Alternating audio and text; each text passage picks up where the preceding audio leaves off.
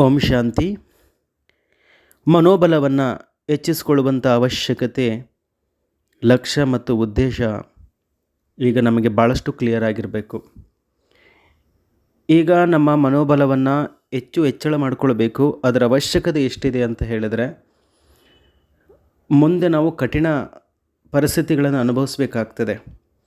ಅಂತಹ ಕಠಿಣ ಪರಿಸ್ಥಿತಿಗಳು ಬಂದಂಥ ಸಂದರ್ಭದಲ್ಲಿ ನಮ್ಮ ಸ್ವಯಂ ರಕ್ಷಣೆಗಾಗಿ ಮತ್ತು ಬೇಹದ್ದಿನ ರಕ್ಷಣೆಗಾಗಿ ನಾವು ಅವಶ್ಯಕವಾಗಿ ಮನೋಬಲವನ್ನು ಹೆಚ್ಚಳ ಮಾಡಿಕೊಳ್ಳಲೇಬೇಕಾಗಿದೆ.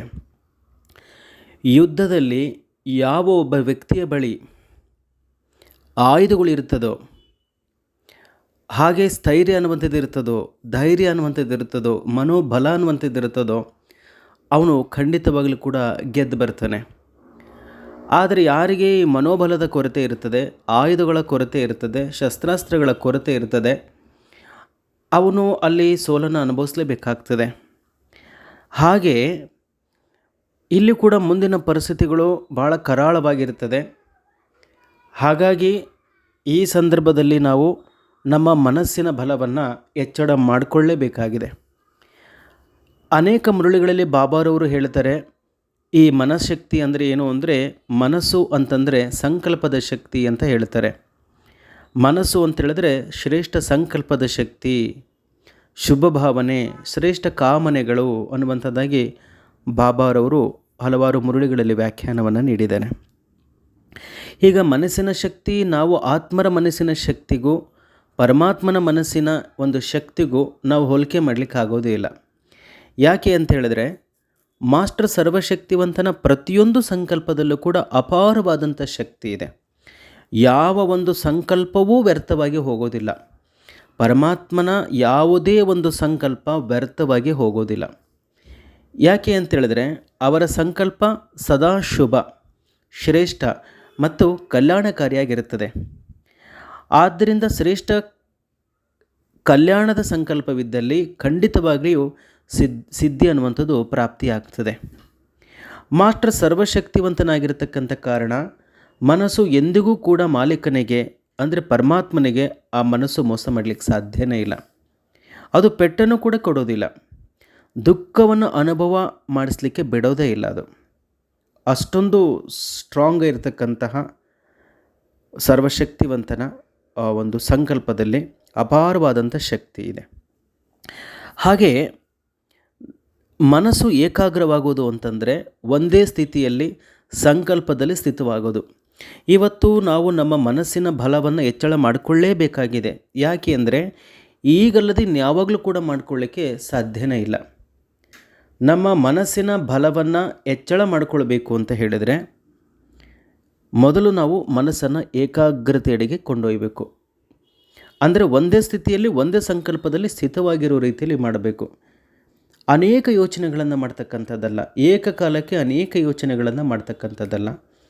ಒಂದೇ ಸ್ಥಿತಿಯಲ್ಲಿರಬೇಕು, ಒಂದೇ ಸಂಕಲ್ಪದಲ್ಲಿ ಹೆಚ್ಚು ಹೆಚ್ಚು ಇರುವಂತಹ ಒಂದು ಅಭ್ಯಾಸವನ್ನು ಬಹಳ ಕಾಲದಿಂದ ನಾವು ಮಾಡ್ಕೊಂಡು ಬರಬೇಕಾಗ್ತದೆ. ಆಗ ನಮ್ಮ ಮನಸ್ಸು ಅನ್ನುವಂಥದ್ದು ಬಲಾಢ್ಯವಾಗ್ತದೆ.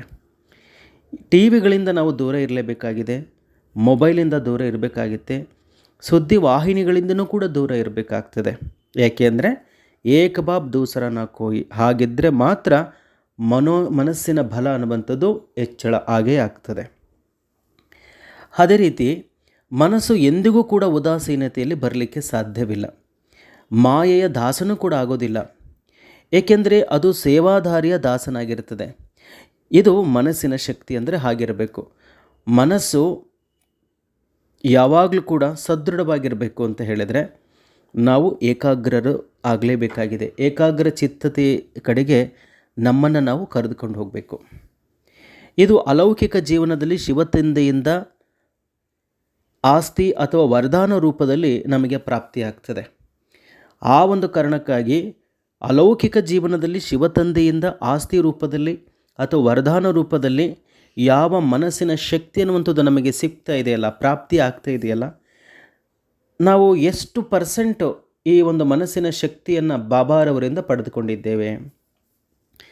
ಕೆಲವರಿಗೆ 10% ಇರ್ಬೋದು, ಕೆಲವರಿಗೆ 15%, ಕೆಲವರಿಗೆ 20%, 100% ಆಗಿರಲಿಕ್ಕಿಲ್ಲ ಅಲ್ವಾ? ಆದರೆ ಹೆಚ್ಚಿನ ಮನಸ್ಸಿನ ಶಕ್ತಿಯನ್ನು ವೃದ್ಧಿ ಮಾಡಿಕೊಳ್ಳಿಕ್ಕೆ ಇದು ಒಂದು ಸಮಯ ನಮ್ಮದಿದೆ.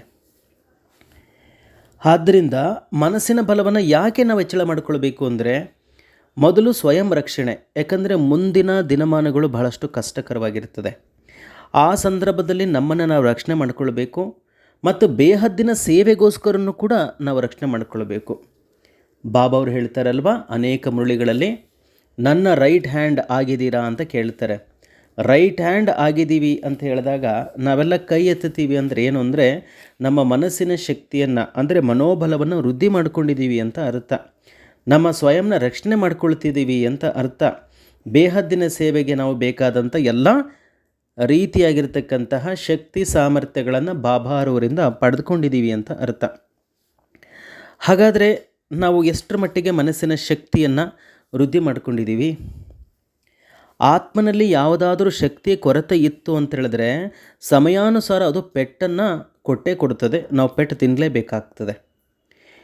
ಈಗ ಬಾಬಾರವರಿಂದ ನಮಗೆ ಆಸ್ತಿ ಅಥವಾ ವರದಾನ ರೂಪದಲ್ಲಿ ನಾವು ಪ್ರಾಪ್ತಿ ಮಾಡ್ಕೊಂಡಿದ್ದೀವಪ್ಪ ಶಕ್ತಿನ ಅಂತ ಹೇಳಿದರೆ, ಯಾವುದನ್ನು ಮನಸ್ಸಿನ ಶಕ್ತಿಯನ್ನು ಪಡೆದುಕೊಂಡಿದ್ದೀವಿ ಅಂತ ಹೇಳಿದರೆ, ಕೈ ಎತ್ತಿ ನಿಮ್ಮಲ್ಲಿ ಎಷ್ಟು ಜನ ಯಾವುದೇ ಪೆಟ್ಟನ್ನು ತಿಂತಾ ಇಲ್ಲ? ನಮಗೆ ಯಾವತ್ತೂ ಕೂಡ ದುಃಖ ಆಗಿಲ್ಲ. ನಾವು ಯಾರಿಗೂ ದುಃಖ ಕೊಡ್ತಾ ಇಲ್ಲ, ಯಾರಿಂದ ದುಃಖನೂ ಕೂಡ ಪಡಿತಾ ಇಲ್ಲ. ಅನೇಕ ವಿಚಲಿತವಾಗುವಂಥ ಘಟನೆಗಳು ನಮ್ಮ ಸುತ್ತಮುತ್ತ ನಡೆದ್ರೂ ಕೂಡ ನಾವು ಏಕಾಗ್ರಚಿತ್ತರಾಗಿರ್ತೀವಿ ಅನ್ನೋರು ಕೈ ಎತ್ತಿ. ಇಲ್ಲ ಅಲ್ವಾ? ಹಾಗಾದರೆ ಈ ಸಮಯದಲ್ಲಿ ನಾವು ಪೆಟ್ಟನ್ನು ಇನ್ನೂ ಅಲ್ಪ ಸ್ವಲ್ಪ ತಿಂತಾ ಇದ್ದೀವಿ, ಆಗಾಗ ತಿಂತಾ ಇದ್ದೀವಿ, ಆಗೊಮ್ಮೆ ಈಗೊಮ್ಮೆ ತಿಂತಾ ಇದ್ದೀವಿ ಅಂತ ಹೇಳಿದರೆ ನಮ್ಮಲ್ಲಿ ಯಾವುದೋ ಒಂದು ಶಕ್ತಿಯ ಕೊರತೆ ಇದೆ ಅಂತಲೇ ಅರ್ಥ. ಯಾವುದೋ ಒಂದು ಶಕ್ತಿ ನಿಮ್ಮಲ್ಲಿ ಸಹನ ಶಕ್ತಿ ಇದೆ ಅಂತ ಅಂದ್ಕೊಳ್ಳಿ. ಆದರೆ ನಿಮ್ಮಲ್ಲಿ ನಿರ್ಣಯ ಶಕ್ತಿ ಅನ್ನುವಂಥದ್ದು ದುರ್ಬಲವಾಗಿದ್ದರೆ, ಸಹನ ಶಕ್ತಿ ಇದೆ, ತಾಳ್ಮೆ ಇದೆ ನಮಗೆ, ಆದರೆ ನಿರ್ಣಯ ಶಕ್ತಿ ಅಂದರೆ ಡಿಸಿಷನ್ ಮೇಕಿಂಗ್ ಪವರ್ ಅನ್ನುವಂಥದ್ದು ಏನಾದರೂ ವೀಕ್ ಆಗಿದ್ದರೆ, ಪರಿಸ್ಥಿತಿಗಳು ಎದುರಾದಾಗ ನಿರ್ಣಯ ಶಕ್ತಿಯ ಕೊರತೆಯ ಕಾರಣ ನಿಮಗೆ ನಷ್ಟ ಉಂಟಾಗ್ಬಿಡುತ್ತದೆ. ನಿರ್ಣಯ ಮಾಡಬೇಕಾದದ್ದು ಒಂದೇ ಕ್ಷಣದಲ್ಲಿ ನಿರ್ಣಯ ತೆಗೆದುಕೊಳ್ಬೇಕಾದಂತಹ ಕೆಲವು ಪರಿಸ್ಥಿತಿಗಳು ಬರ್ತವೆ. ನಿರ್ಣಯ ಏನು ಅಂತಂದರೆ ಹೌದು ಅಥವಾ ಅಲ್ಲ ಅನ್ನುವಂಥದ್ದಷ್ಟೇ ನೀವು ಹೇಳಬೇಕಾಗ್ತದೆ. ಈ ಹೌದು ಅಲ್ಲ ಅಂತ ಹೇಳಬೇಕು. ಅಷ್ಟೇ ನಿರ್ಣಯ ಆಗಿದ್ದರೂ ಕೂಡ ಒಂದು ಕ್ಷಣದಲ್ಲಿ ನೀವು ತೆಗೆದುಕೊಂಡಂಥ ನಿರ್ಣಯದ ಪರಿಣಾಮ ಅಂತ ಇದೆಯಲ್ಲ, ಅದು ಬಹಳ ದೊಡ್ಡದು ಇರ್ತದೆ. ಕೆಲವೊಂದು ಪರಿಸ್ಥಿತಿನಲ್ಲಿ ಆ ಥರ ಇರ್ತದೆ. ನಿರ್ಣಯ ಹ್ಞೂ ಅಥವಾ ಹ್ಞೂ ಅಂತ ಹೇಳಬೇಕು. ಆವತ್ತು ನೀವು ತೆಗೆದುಕೊಂಡಂತಹ ಒಂದು ನಿರ್ಣಯ ಅನ್ನುವಂಥದ್ರ ಒಂದು ಕಾನ್ಸಿಕ್ವೆನ್ಸ್, ಪ್ರಭಾವ, ಪರಿಣಾಮ ಅನ್ನುವಂಥದ್ದು ಭಾಳ ದೊಡ್ಡ ಪ್ರಮಾಣದಲ್ಲಿ ಇರ್ತದೆ. ಆದ್ದರಿಂದ ರೈಟ್ ಡಿಸಿಷನನ್ನು ನೀವು ತೆಗೆದುಕೊಳ್ತಾ ಇದ್ದೀರಾ ಅಂತ ಹೇಳಿದರೆ ನಿಮ್ಮ ಮನಸ್ಸಿನ ಶಕ್ತಿ ಹೆಚ್ಚಳವಾಗಿದೆ ಅಂತ ಅರ್ಥ. ಆದ್ದರಿಂದ ನಿಮ್ಮಲ್ಲಿ ಸರ್ವಶಕ್ತಿಗಳು ಜಮಾ ಇದ್ದಾವ ಅನ್ನೋದನ್ನು ನೋಡಬೇಕು. ಮುಂದೆ ಎಂಥ ಪರಿಸ್ಥಿತಿಗಳು ನಿರ್ಮಾಣ ಆಗ್ತವೆ ಅಂತ ಹೇಳಿದರೆ ಆ ಕ್ಷಣಕ್ಕೆ ನೀವು ತೆಗೆದುಕೊಂಡಂಥ ತೀರ್ಮಾನಗಳು ಮುಂದೆ ನಿಮಗೆ ಸಮಸ್ಯೆಗಳಾಗೂ ಆಗ್ಬೋದು, ವರದಾನಗಳಾಗೂ ಕೂಡ ಆಗಬಹುದು. ಪರವಾಗಿಲ್ಲ, ನಡೀತಾ ಇದೆಯಲ್ಲ, ಯೋಗವನ್ನು ಮಾಡ್ತಾ ಇದ್ದೇವೆ ಅಂತ ಅನ್ನೋದಿಲ್ಲ. ಭಾಳಷ್ಟು ಜನ ಬರ್ತಾರೆ, ನಡೀತಾ ಇದೆ ಜೀವನ, ಹೇಗೋ ನಡೀತಾ ಇದೆ ಅಂತ ಅಲ್ಲ. ನಾವು ಬಾಬಾರವರು, ಯಾಕಂದರೆ ನಮ್ಮ ಭವಿಷ್ಯದಲ್ಲಿ ನಮ್ಮ ಸ್ವಯಂ ರಕ್ಷಣೆ ಮಾಡ್ಕೊಳ್ಬೇಕಾಗಿದೆ, ಅನೇಕರ ರಕ್ಷಣೆ ಮಾಡ್ಕೊಳ್ಬೇಕಾಗಿದೆ. ಬಾಬಾರವರ ರೈಟ್ ಹ್ಯಾಂಡ್ ಅಂತೇಳಿಬಿಟ್ಟು ನಾನು ಆಗಬೇಕಾಗಿದೆ. ಅದಕ್ಕೆ ಮನಸ್ಸಿನ ಶಕ್ತಿಯನ್ನು ವೃದ್ಧಿ ಮಾಡ್ಕೊಳ್ಬೇಕಲ್ಲ. ಆ ಶಕ್ತಿ ನಮಗೆ ಸಿಗ್ತಕ್ಕಂಥದ್ದೇ ಅಮೃತ ವೇಳೆಯಲ್ಲಿ. ಅಮೃತ ವೇಳೆಯಲ್ಲಿ ಹೇಳೋ ಅಭ್ಯಾಸ ಇದೆನಾ? ಅಥವಾ ವಾರದಲ್ಲಿ ಬರ್ತಕ್ಕಂಥ 7 ದಿನದಲ್ಲಿ 4 ದಿನ ಮಾತ್ರ ಎದ್ದೇಳ್ತೀನಿ, ಇನ್ನು 3 ದಿವಸ ಆಗಲ್ಲ, ಅಥವಾ ವಾರಕ್ಕೊಮ್ಮೆ ನಾನು ಅಮೃತ ವೇಳೆಯಲ್ಲಿ ಹೇಳ್ತೀನಿ, ಹೀಗಂದರೆ ಆಗೋದಿಲ್ಲ. ಬಾಬಾರವರಿಗೆ ರೈಟ್ ಹ್ಯಾಂಡ್ ಆಗಲಿಕ್ಕೆ ಸಾಧ್ಯ ಇಲ್ಲ. ಸ್ವಯಂ ರಕ್ಷಣೆಯೂ ಕೂಡ ಮಾಡ್ಕೊಳ್ಳೋದಿಲ್ಲ. ಯಾರು ಸ್ವಯಂ ರಕ್ಷಣೆಯನ್ನು ಮಾಡ್ಕೊಳ್ಳೋದಿಲ್ವೋ ಅವರು ಅನ್ಯರ ರಕ್ಷಣೆಯನ್ನು ಹೇಗೆ ತಾನೇ ಮಾಡ್ಕೊಳ್ಳಿಕ್ಕೆ ಸಾಧ್ಯ? ಸ್ವಯಂ ರಕ್ಷಣೆಗಾಗಿ ಆತ್ಮಿಕ ಶಕ್ತಿಯನ್ನು, ಮನೋಬಲವನ್ನು ಹೆಚ್ಚಳ ಮಾಡಿಕೊಳ್ಳೇಬೇಕಾಗಿದೆ ಅಲ್ವೇ? ಯೋಗದಿಂದ ದೊರೀತಕ್ಕಂಥ ಎಲ್ಲ ಪ್ರಾಪ್ತಿಗಳಿಗೆ ದೊರೀತಿದ್ದಾವ? ಈಗ 30 ವರ್ಷದಿಂದ 40 ವರ್ಷದಿಂದ ಬರ್ತಿರ್ತಾರೆ, 3-4 ವರ್ಷದಿಂದನೂ ಕೂಡ ಕೆಲವರು ಬರ್ತಿರ್ತಾರೆ. ಆದರೆ 3-4 ವರ್ಷದಿಂದ ಬರ್ತಕ್ಕಂಥವರು 30 ವರ್ಷಗಳಿಂದ ಬರ್ತಾ ಇರತಕ್ಕಂಥವ್ರಿಗಿಂತ ಹೆಚ್ಚಿನ ಪ್ರಾಪ್ತಿಗಳನ್ನು ಮಾಡ್ಕೊಂಡಿರ್ತಾರೆ ಜೀವನದಲ್ಲಿ. ಅದಕ್ಕೆ ಕಾರಣ ಏನು ಅಂತಂದರೆ ತೀವ್ರತೆ. ಯೋಗದಲ್ಲಿ ತೀವ್ರತೆ ಇದೆ. ಮನಸ್ಸಿನ ಶಕ್ತಿಯನ್ನು ಹೆಚ್ಚಳ ಮಾಡಿಕೊಳ್ಳಿಕ್ಕೆ ಬೇಕಾಗಿರೋದೇ ಯೋಗ. ಬಾಬಾರವರೊಂದಿಗೆ ಕನೆಕ್ಷನ್. ಅದು ಅಮೃತ ವೇಳೆಯಲ್ಲಿ ಆದಂಥ ಸಂದರ್ಭದಲ್ಲಿ ಡೈರೆಕ್ಟಾಗಿ ಪರಮಾತ್ಮನಿಂದ ಶಕ್ತಿಯ, ಶಾಂತಿಯ, ಪವಿತ್ರತೆಯ, ಜ್ಞಾನದ ಕಿರಣಗಳು ನೇರವಾಗಿ ನಮ್ಮನ್ನು ತಲುಪ್ತವೆ. ಶಿವತಂದೆ ಅಂತೂ ನಮ್ಮವರಾಗಿಬಿಟ್ಟಿದ್ದಾರೆ. ಆದರೆ ಶಿವತಂದೆಯಿಂದ ದೊರೀತಕ್ಕಂಥ ಆಸ್ತಿಯೂ ನಮ್ಮದಾಗಿದೆನಾ? ಶಿವತಂದೆ ಮೇರಾ ಬಾಬಾ ಅಂತ ನಾವು ಹೇಳ್ತೀವಿ, ಸಂತೋಷ, ಮೇರಾ ಬಾಬಾ ಅಂತ ನಾವು ಹೇಳ್ತೀವಿ. ಆದರೆ ಅವರ ಆಸ್ತಿ ನಮ್ಮದಾಗಿದೆನಾ? ಅವರ ಆಸ್ತಿ ಅಂದರೆ ಯಾವುದು? ಬಾಬಾರವರ ಶ್ರೇಷ್ಠ ಸಂಕಲ್ಪಗಳು ಏನಿದಾವಲ್ಲ, ಶ್ರೇಷ್ಠ ಖಜಾನೆಗಳಿದಾವಲ್ಲ, ಅವೆಲ್ಲವೂ ಕೂಡ ನಮ್ಮವಾಗಿದ್ದಾವ. ಆ ಎಲ್ಲ ಶಕ್ತಿಗಳನ್ನು ನಾವು ಪ್ರಯೋಗದಲ್ಲಿ ತರಲಿಕ್ಕೆ ನಮ್ಮಿಂದ ಸಾಧ್ಯವಾಗ್ತಾ ಇದೆನಾ? ಆಗ್ತಾ ಇದೆ ಅಂತ ಹೇಳಿದರೆ ಭಾಳ ಸಂತೋಷ. ಆಗ್ತಾ ಇಲ್ಲ ಅಂತ ಹೇಳಿದ್ರೆ ಶಕ್ತಿಯ ಕೊರತೆ ಇದೆ ಅಂತ ಅರ್ಥ. ಇಲ್ಲವೇ ಕೇವಲ ಶಿವತಂದೆಯನ್ನು ಪಡೆದುಕೊಂಡಿದ್ದೀವೋ ಅಥವಾ ಶಕ್ತಿಯನ್ನು ನಮ್ಮದಾಗಿದೆ ಅನ್ನೋದನ್ನು ಯೋಚನೆ ಮಾಡಬೇಕು. ಶಿವತಂದೆಯ ಆಸ್ತಿಗೆ ಮಾಲೀಕರು ನಾವು ಆಗಬೇಕಲ್ವ? ಶಿವತಂದೆಯ ಆಸ್ತಿಗೆ ಮಾಲೀಕರಾಗುವಂಥ ಸಮಯವೇ ಈ ಪುರುಷೋತ್ತಮ ಕಲ್ಯಾಣಕಾರಿ ಸಂಗಮ ಯುಗವಾಗಿದೆ. ಶಿವತಂದೆಯ ಆಸ್ತಿ ಅಂದ್ರೇ ಸರ್ವಶಕ್ತಿಗಳು. ಸರ್ವಶಕ್ತಿಗಳ ಸ್ಟಾಕ್ ಜಮಾ ಇದೇನೋ, ಅಥವಾ ಈಗ ಸಂಪಾದನೆ ಮಾಡ್ತೀವಿ, ಇನ್ನು ಸ್ವಲ್ಪ ಹೊತ್ತಿಗೆ ನಾವು ಖರ್ಚು ಮಾಡಿಬಿಡ್ತೀವಿ, ಆ ಥರ ಇದೇನೋ? ಅದನ್ನು ನಾವು ಸ್ವಲ್ಪ ಹೆಚ್ಚಿನ ಗಮನವನ್ನು ಹರಿಸಿ ಶಕ್ತಿಗಳ ಕೊರತೆ ಎಲ್ಲೆಲ್ಲಿದೆ ಅಂತ ನೋಡಿಬಿಟ್ಟು ನಾವು ಸಂಪೂರ್ಣತೆಯೆಡೆಗೆ ಹೋಗಬೇಕಾಗಿದೆ. ಸರ್ವಶಕ್ತಿಗಳನ್ನು ಜಮಾ ಮಾಡಿಕೊಳ್ಬೇಕಾಗಿದೆ. ಅದಕ್ಕೆ ನಾನು ಆತ್ಮ ಅನ್ನುವಂಥದ್ದನ್ನು ನಾವು ಮರೆಯೋ ಹಾಗಿಲ್ಲ. ನನ್ನಲ್ಲಿ ಎಷ್ಟು ಶಕ್ತಿ ಇದೆ ಅನ್ನೋದನ್ನು ನೋಡಬೇಕು. ಈಗ ನಿಮಗೆ ನೀವೇ ಪರಿಶೀಲನೆ ಮಾಡ್ಕೊಳ್ಳೋಕೆ ಒಂದು ಆ್ಯಕ್ಟಿವಿಟಿ ಹೇಳ್ತೀನಿ. ಅದನ್ನು ನೀವು ಪ್ರಯೋಗದಲ್ಲಿ ತೆಗೆದುಕೊಂಡು ಬನ್ನಿ. ಫಲಿತಾಂಶ ಏನಾದರೂ ಇಲ್ಲಿ ಸಕಾರಾತ್ಮಕವಾಗಿತ್ತು ಅಂತಂದರೆ ನಿಮ್ಮ ಆತ್ಮಬಲ ಚೆನ್ನಾಗಿ ವೃದ್ಧಿ ಆಗಿದೆ ಅಥವಾ ಆಗ್ತಾ ಇದೆ ಅಂತ ನೀವು ಭಾವಿಸ್ಬೋದು. ಏನು ಅಂತೇಳಿದ್ರೆ, ಬಾಬಾರವರ ವಿಚಾರಗಳನ್ನು ಇದುವರೆಗೂ ನಾವು ಎಷ್ಟೆಲ್ಲ ತಿಳ್ಕೊಂಡಿದ್ದೀರಲ್ಲ, ಬೆಳಗ್ಗೆ ಅಮೃತ ವೇಳೆಯಲ್ಲಿದ್ದು ಬಾಬಾರವ್ರನ್ನ ನೆನಪು ಮಾಡಿ ನೀವು ಒಬ್ಬ ವ್ಯಕ್ತಿಯನ್ನು ಇಮರ್ಜ್ ಮಾಡ್ಕೊಳ್ಳಿ. ಯಾರು ಜೀವನದಲ್ಲಿ ಭಾಳ ದುಃಖಿಯಾಗಿರ್ತಾರಲ್ಲ, ಇದನ್ನು 21 ದಿನಗಳ ಕಾಲ ನಿಮ್ಮ ಜೀವನದಲ್ಲಿ ಪ್ರಯೋಗಕ್ಕೆ ತನ್ನಿ. ಅನೇಕರು ನಿಮ್ಮ ಹತ್ರ ಬರ್ತಾರೆ, ಸಮಸ್ಯೆಗಳನ್ನು ಹೇಳ್ಕೊಳ್ತಾರೆ. ಆ ಸಮಸ್ಯೆಗೆ ನೀವು ಸ್ಪಂದಿಸ್ತೀರಾ. ನೀವು ಹಾಗೆ ಹೀಗೆ ನಿಮ್ಮಿಂದ ಎಷ್ಟು ಸಾಧ್ಯವಾಗುತ್ತೋ ಅಷ್ಟನ್ನು ಏನು ಮಾಡ್ತೀರಾ, ನೀವು ಅವರಿಗೆ ಒಂದು ಜ್ಞಾನವನ್ನು ಕೊಡ್ತೀರಾ. ಆದರೆ ಆ ಸಮಸ್ಯೆ ಬಗ್ಗೆ ಅರಿಯಬೇಕು ಅಂತ ಹೇಳಿದ್ರೆ ನೀವು ಅಮೃತ ವೇಳೆಯಲ್ಲೆದ್ದು ಅವರನ್ನು ಬಾಬಾವರೊಂದಿಗೆ ಕರೆದುಕೊಂಡು ಬನ್ನಿ, ಇಮರ್ಜ್ ಮಾಡ್ಕೊಳ್ಳಿ. ಮತ್ತು ಅವರಿಗೆ ಶಕ್ತಿಯನ್ನು ಕೊಡಿ. ಅವ್ರ ಬಗ್ಗೆ ಬಾಬಾವ್ರ ಹತ್ರನೂ ಹೇಳಿ. ಅವರ ಸಮಸ್ಯೆಗಳನ್ನು ಬಾಬಾವ್ರಿಗೆ ಹೇಳಿಬಿಟ್ಟು, ಈ ಆತ್ಮ ಗುಣ ಆಗ್ತಾ ಇದೆ, ಈ ಆತ್ಮಕ್ಕೆ ಅಂಟಿದಂತಹ ಅಥವಾ ಈ ಆತ್ಮ ಅನುಭವಿಸುವಂತಹ ಎಲ್ಲ ಪ್ರಕಾರದ ತೊಂದರೆಗಳು ಏನಾಗ್ತಾ ಇದ್ದಾವೆ, ಎಲ್ಲ ದೂರ ಆಗ್ತಾ ಇದ್ದಾವೆ. ಇಂಥ ಕೆಲವೊಂದು ಸಂಕಲ್ಪಗಳನ್ನು ಮಾಡಿ. ಇದು ವಾರ 15 ದಿವಸ ಆದ ನಂತರವಾಗಿ ಅವರಲ್ಲಿ ಬದಲಾವಣೆಗಳು ಕಾಣಿಸ್ತಾ ಹೋಗ್ತದೆ. ಒಂದು ವೇಳೆ ಅವರಲ್ಲಿ ಬದಲಾವಣೆಗಳು ಕಾಣಿಸ್ತಾ ಹೋಗಿದೆ ಅಂತ ಹೇಳಿದರೆ ನಿಮ್ಮ ಸಂಕಲ್ಪಗಳಲ್ಲಿ ಖಂಡಿತ ಶಕ್ತಿ ಇದೆ. ನಿಮ್ಮಲ್ಲಿ ಮನಸ್ಸಿನ ಬಲ ಅಂದರೆ ಮನೋಬಲ ಅನ್ನುವಂಥದ್ದು ಸಾಕಷ್ಟು ಇದೆ ಅಂತಲೇ ಅರ್ಥ ಅಲ್ವಾ? ನಮ್ಮ ಸ್ಟಾಕ್ ಇದ್ದಾಗ ಮಾತ್ರ ಬೇರೆಯವರಿಗೆ ಕೊಡಲಿಕ್ಕೆ ಸಾಧ್ಯ ಇದೆ. ಬಾಬ್ದಾದಾರವರು ಈಗಾಗಲೇ ಹೇಳಿರುವಂತೆ ಭವಿಷ್ಯದಲ್ಲಿ ನೀವು ಮಾಸ್ಟರ್ ಸರ್ವಶಕ್ತಿವಾನ್ ಹತ್ರ ಸರ್ವರು ಭಿಕ್ಷೆ ಬೇಡಲಿಕ್ಕೆ ಬಿಡ್ತಾರೆ ಅಂತ ಹೇಳಿದ್ದಾರೆ.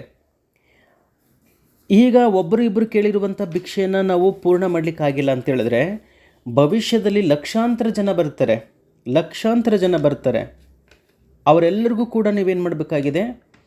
ಶಕ್ತಿಯ ದಾನವನ್ನು ಮಾಡಬೇಕಾಗಿದೆ, ಶಾಂತಿಯ ದಾನವನ್ನು ಮಾಡಬೇಕಾಗಿದೆ. ನಿಮ್ಮ ಬಳಿ ಜಮಾ ಇದ್ದರೆ ತಾನೇ ಅವರಿಗೆ ಕೊಡಲಿಕ್ಕೆ ಸಾಧ್ಯ ಆಗೋದು.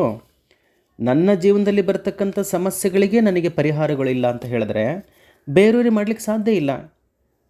ಹಾಗಾಗಿ ನನ್ನ ಜೀವನದಲ್ಲಿ ಬರುವಂಥ ಸಮಸ್ಯೆಗಳಿಗೂ ಪರಿಹಾರ ಬೇಕು ಅನ್ನೋದಕ್ಕಿಂತ ಸಮಸ್ಯೆಗಳೇ ಬರೋದಿಲ್ಲ ನಮಗೆ. ನಮ್ಮಲ್ಲಿ ಯಾವಾಗ ಈ ಒಂದು ಶಕ್ತಿ ಅನ್ನುವಂಥದ್ದು ಜಮಾ ಆಗ್ತದೋ, ಅಮೃತ ವೇಳೆಯಲ್ಲಿ ಎದ್ದು ನೆನಪು ಮಾಡೋದ್ರಿಂದ ಬಾಬಾರವರಿಂದ ಏನು ಶಕ್ತಿಯ ಸಂಪಾದನೆಯನ್ನು ನಾವು ಮಾಡ್ಕೊಳ್ತೀವೋ ಸಮಸ್ಯೆಗಳು ನಮ್ಮ ಹತ್ರ ಬರೋದಿಲ್ಲ. ಆ ಸಮಸ್ಯೆಗಳು ನಮಗೆ ಸಮಸ್ಯೆಗಳಾಗಿ ಕಾಣಿಸೋದಿಲ್ಲ. ಆದ್ದರಿಂದ ಈ ಸರ್ವ ಶಕ್ತಿಗಳ ಖಜಾನೆಯನ್ನು ಭರ್ಪೂರ್ ಮಾಡಿಕೊಳ್ಬೇಕಾಗಿದೆ. ಕೇವಲ ತಮಗಾಗುವಷ್ಟು ಮಾತ್ರ ಏನಾದರೂ ಸ್ಟಾಕ್ ನಿಮ್ಮ ಹತ್ರ ಇತ್ತಂದರೆ ದಾನ ಕೊಡಲಿಕ್ಕೆ ಆಗೋದಿಲ್ಲ. ಆದ್ದರಿಂದ ದಾನ ಮಾಡುವಷ್ಟು ಶಕ್ತಿಗಳನ್ನು ಜಮಾ ಮಾಡಿಕೊಳ್ಬೇಕು ಅಂತ ಹೇಳಿದ್ರೆ ನೀವು ಎಷ್ಟು ಸಾಧ್ಯವಾಗುತ್ತೋ ಅಷ್ಟು ಏಕಾಂಗಿಯಾಗಿ ಇರಬೇಕಾಗ್ತದೆ. ಹೊಸ ಸಂಬಂಧಗಳನ್ನು ವೃದ್ಧಿ ಮಾಡ್ಕೊಳ್ಳೋದ್ರಲ್ಲಿ ಅರ್ಥವಿಲ್ಲ. ಹೊಸ ಹೊಸ ವಿಚಾರಗಳನ್ನು ತಿಳ್ಕೊಳ್ಳೋದ್ರಲ್ಲೂ ಕೂಡ ಅರ್ಥವಿಲ್ಲ. ಲೌಕಿಕ ವಿಚಾರಗಳು ಯಾವುದೂ ಕೂಡ ನಮಗೆ ಬೇಕಾಗಿಲ್ಲ. ಯಾಕೆ ಅಂತೇಳಿದ್ರೆ ಇನ್ನು ಎಷ್ಟು ದಿನಗಳ ಕಾಲ ಮಾತ್ರ ಇರ್ತೀವಿ ನಾವು ಅಲ್ವಾ? ನಮ್ಮ ಮುಂದಿನ ಶ್ರೇಷ್ಠ ಭವಿಷ್ಯ ಯಾವ ರೀತಿಯಾಗಿರಬೇಕು? ಸತ್ಯುಗದ ಆದಿಯಲ್ಲೇ ಬರಬೇಕು. ಸತ್ಯುಗದ ಆದಿಯಲ್ಲೇ ಶ್ರೇಷ್ಠವಾದಂಥ ಪದವಿನೇ ಪಡಿಬೇಕು. ಇಂಥ ಎಲ್ಲ ಸಂಕಲ್ಪಗಳನ್ನು ಇಟ್ಕೊಂಡಿರ್ತಕ್ಕಂಥ ನಾವುಗಳು ಅದನ್ನು ಪೂರ್ಣ ಮಾಡಬೇಕು ಅಂತ ಹೇಳಿದ್ರೆ ನಾವಿಲ್ಲಿ ಏನಾಗಬೇಕಾಗಿದೆ? ಮನಸ್ಸಿನ ಬಲವನ್ನು ಹೆಚ್ಚಳ ಮಾಡಿಕೊಳ್ಬೇಕಾಗಿದೆ. ಮನೋಬಲ ಹೆಚ್ಚಳ ಆಯಿತು ಅಂತ ಹೇಳಿದ್ರೆ ಖಂಡಿತವಾಗಲೂ ಕೂಡ ಸರ್ವ ಪಾಪಗಳು ವಿನಾಶ ಆಗ್ತವೆ, ಸುಟ್ಟು ಭಸ್ಮ ಆಗ್ತವೆ. ಆಗ ನಾವು ಸಂಪೂರ್ಣರಾಗ್ತೀವಿ. ಆ ಸಂದರ್ಭದಲ್ಲಿ ಸತ್ಯುಗದ ಆದಿಯಲ್ಲಿ ನಾವೆಲ್ಲರೂ ಕೂಡ ಬರ್ತೀವಿ.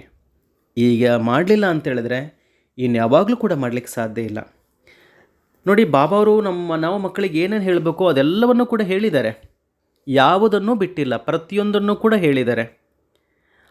ಅವ್ರು ಏನು ಹೇಳಿದರೋ ಅದನ್ನು ನಾವು ಎಷ್ಟು ಜೀವನದಲ್ಲಿ ಅಳವಡಿಕೆಗೆ ತೆಗೆದುಕೊಂಡು ಬಂದಿದ್ದೀವಿ, ಎಷ್ಟು ಧಾರಣೆ ಮಾಡ್ಕೊಂಡಿದ್ದೀವಿ ಅನ್ನೋದನ್ನು ನೋಡಬೇಕಾಗ್ತದೆ. ನಮ್ಮ ನಡೆ, ನುಡಿ, ಆವ, ಭಾವ ಅವೆಲ್ಲವೂ ಕೂಡ ದೈವಿ ಸ್ವರೂಪವನ್ನು ಹೊಂದಿದ್ದಾವ ನೋಡಬೇಕು. ಯಾರೊಂದಿಗಾದರೂ ಮಾತಾಡ್ತಾ ಇದ್ದರೆ ಬೇರೆಯವರಿಗೆ ಅದು ಮಾದರಿ ಆಗಬೇಕು. ನೀವು ಕೂತ್ಕೊಂಡಿದ್ರೂ ಮಾದರಿ ಆಗಬೇಕು. ನಿಮ್ಮ ಪ್ರತಿಯೊಂದು ಹೆಜ್ಜೆನೂ ಕೂಡ ಇತಿಹಾಸ ನಿರ್ಮಾಣ ಮಾಡುವಂಥ ಆಗಬೇಕು. ಬ್ರಹ್ಮ ಬಾಬಾರವರು ಹಾಗೇ ಇದ್ದರು, ಮಮ್ಮವರು ಕೂಡ ಹಾಗೇ ಇದ್ದರು. ಅವರ ಪ್ರತಿ ಮಾತು, ಕರ್ಮ, ಸಂಕಲ್ಪ, ಪ್ರತಿ ಹೆಜ್ಜೆ ಇತಿಹಾಸವನ್ನು ಸೃಷ್ಟಿ ಮಾಡುವಂಥದ್ದಾಗಿತ್ತು. ಹಾಗೆ ನಾವೆಲ್ಲರೂ ಕೂಡ ಏನು ಮಾಡಬೇಕಾಗಿದೆ? ಇವತ್ತು ನಮ್ಮ ಮನಸ್ಸಿನ ಶಕ್ತಿಯನ್ನು ಬಾಬಾರವರ ನೆನಪಿನಿಂದ ಭರ್ಪೂರು ಮಾಡಿಕೊಂಡಾಗ ಮುಂದೆ ಸಂಭವಿಸ್ತಕ್ಕಂತಹ ಈ ಒಂದು ಮಹಾಮಾರಿ ವಿನಾಶ ಅನ್ನುವಂಥದ್ದು ಇದೆಯಲ್ಲ, ನಾವು ಸ್ವಯಂ ನಮ್ಮನ್ನು ನಾವು ರಕ್ಷಣೆ ಮಾಡಿಕೊಳ್ಬೋದು. ಅನ್ಯರ ರಕ್ಷಣೆಯನ್ನು ಕೂಡ ನಾವು ಖಂಡಿತವಾಗಲೂ ಕೂಡ ಮಾಡ್ಬೋದು. ಬಾಬಾರವರ ಬಲಗೈ ಕೂಡ ನಾವು ಆಗಬಹುದು. ಆಗ ಸತ್ಯಯುಗದಲ್ಲಿ ಶ್ರೇಷ್ಠವಾದಂತಹ ಪದವಿಯನ್ನು ನಾವು ಪಡೀಬೋದು. ಹಾಗೂ ದ್ವಾಪರ ಮತ್ತು ಕಲಿಯುಗದಲ್ಲಿ ಬಂದಂಥ ಸಂದರ್ಭದಲ್ಲಿ ಮತ್ತೆ ಬೇಗ ನಾವು ಬಾಬಾರವರನ್ನು ಗುರುತಿಸಬಹುದು. ಅಚ್ಚ, ಓಂ ಶಾಂತಿ.